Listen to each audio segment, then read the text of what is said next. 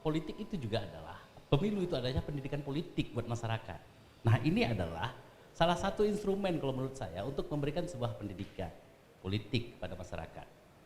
Berbicara soal politik identitas, sebenarnya politik identitas kan adalah kegiatan-kegiatan atau aktivitas yang dikaitkan dengan biasakan kegiatan-kegiatan untuk meraup dukungan, biasakan seperti itu.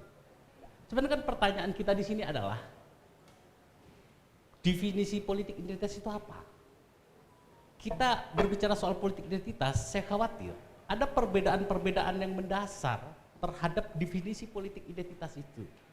Karena itulah kemudian saya mengutip beberapa ahli, misalkan dalam buku bertajuk Politik Identitas Etnis tahun 2002 karya Abdillah mendefinisikan politik identitas itu sebagai politik yang dasar utama kajiannya dilakukan untuk merangkul kesamaan atas dasar persamaan-persamaan tertentu mulai dari etnis, agama, jenis kelamin, golongan termasuk yang kita biasa menyebutkan dengan SARA. Lantas kemudian Stanford Encyclopedia of Philosophy tahun 2007 menyebutkan, itu karya Cressida Hayes itu, mengartikan politik itu sebagai suatu jenis aktivitas politik yang dikaji secara teoretik berdasarkan pengalaman persamaan, ketidakadilan dirasakan oleh golongan tertentu. Artinya apa? Dia mencoba untuk merangkul persamaan-persamaan itu berdasarkan suku, ras, agama antar golongan itu dalam rangka untuk mendapatkan dukungan tertentu, sehingga kemudian kita melihat adanya kapitalisasi terhadap kelompok dan identitas-identitas tertentu untuk mendapatkan dukungan politik.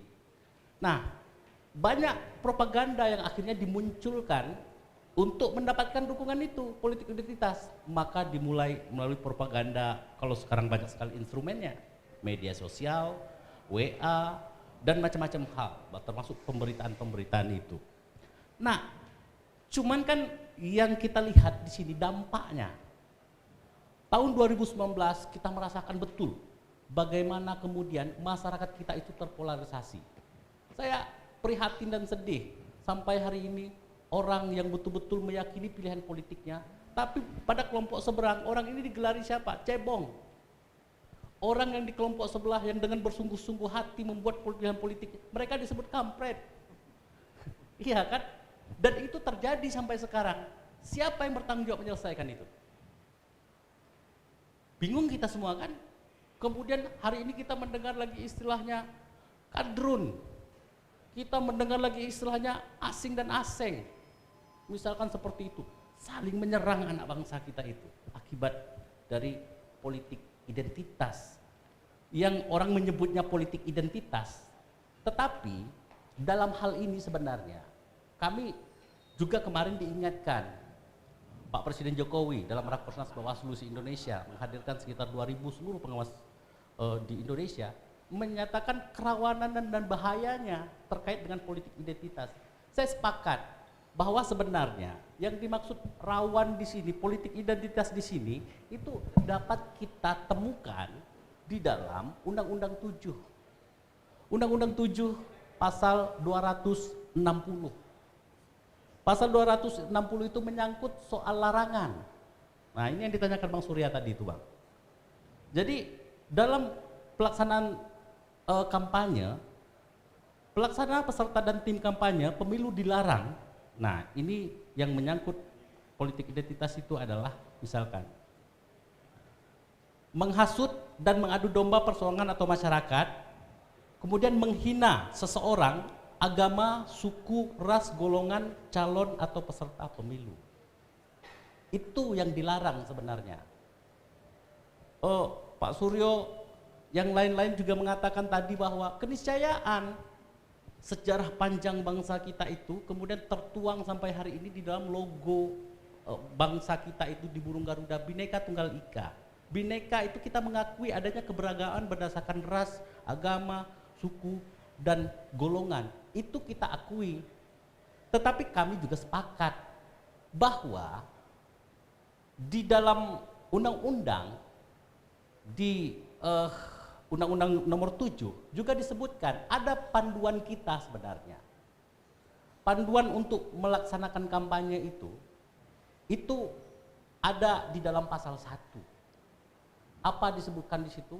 Kampanye adalah kegiatan peserta pemilu untuk meyakinkan masyarakat dengan cara menyampaikan visi, misi, program, dan citra diri.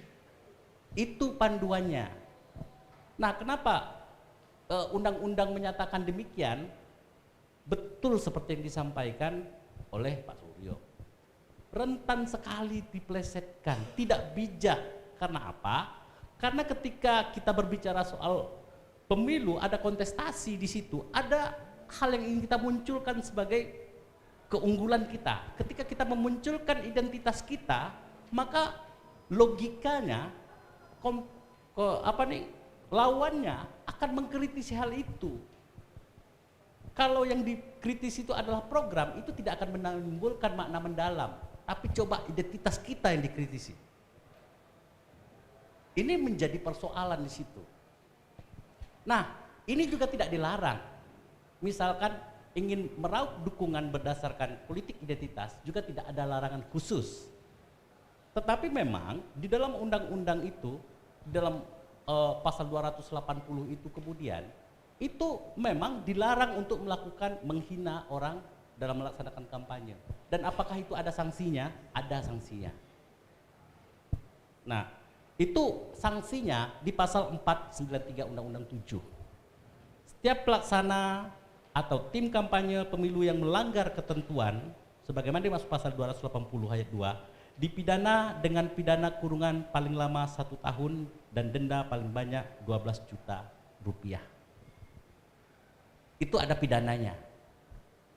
Nah, kita kan sebenarnya di pengawas pemilu ini kita ada dalam prinsip-prinsip pengawasan yang kita utamakan itu sebenarnya adalah pencegahan. Kita upayakan sedapat mungkin agar potensi-potensi yang kita prediksi dapat terjadi itu kita petakan di awal. Termasuk politik identitas ini, itu sudah masuk dalam pemetaan.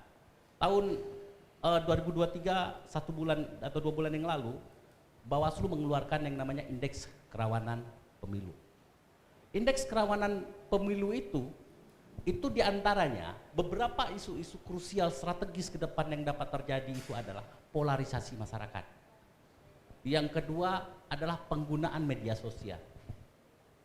Itu menjadi ada 4 isu.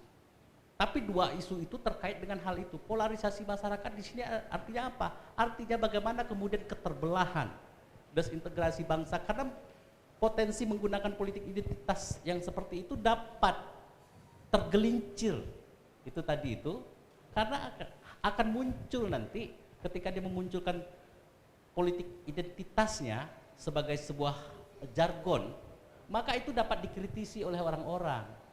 Ini memang akan sangat rawan, sehingga akan lebih bijak kalau menurut kami jika kemudian para peserta pemilu itu memunculkan, yang dimunculkan itu adalah visi, misi, program, dan citra dirinya sesuai dengan arah dari yang disebutkan di dalam Undang-Undang 7 demikian.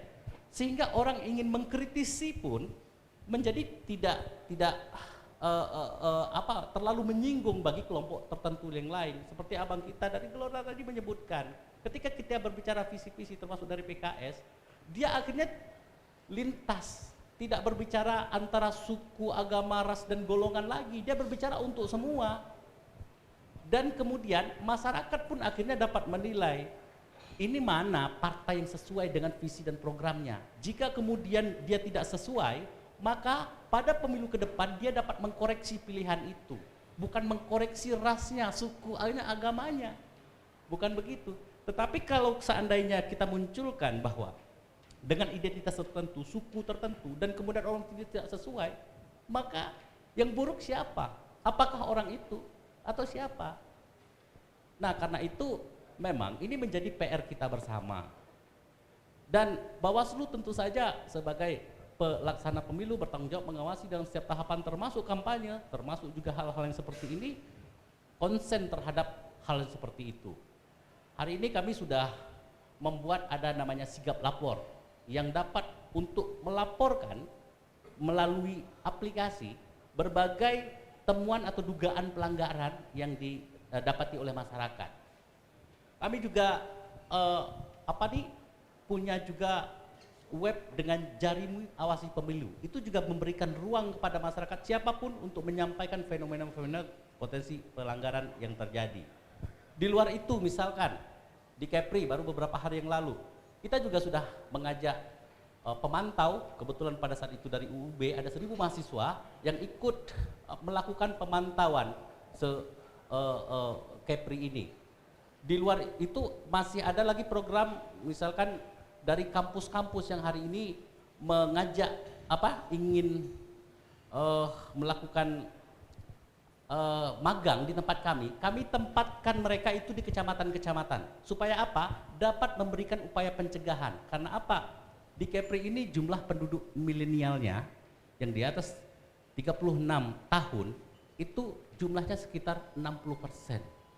Apalagi anak-anak yang Gen Z. Gen Z ini ya anak-anak yang baru paling maksimal hari ini berumur 25 tahun, tetapi mereka lebih banyak menjadi pemilih pemula.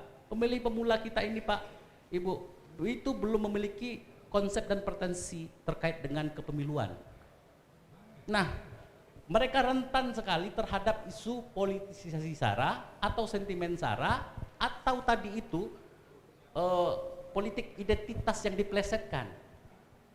Sehingga kemudian kami sangat khawatir kalaulah mereka tidak diberikan sebuah referensi awal, mereka nanti belum apa-apa sudah tertanamkan pengertian menurut mereka itu politik itu seperti ini, dan kalau kemudian di awal saja sudah tertanam maka mindset mereka terkonstruksikan seperti itu berbicara soal politik. Nah, dan betul kami terima kasih tadi kepada Romo menyampaikan sebenarnya kalau kita ingin akui persoalan ini kan muncul dari mana sebenarnya. Kita berharap dan menghimbau kepada para peserta pemilu coba memilih, maksudnya menghimbau agar menggunakan isu-isu yang mungkin lebih menarik dan tidak berpotensi menimbulkan kerawanan yang dapat bergesekan masyarakat satu sama lain dengan penggunaan sentimen SARA tadi. Baik. Jadi begitu kira-kira Pak yang dapat kami sampaikan di awal ini. Selanjutnya kami serahkan. Terima kasih.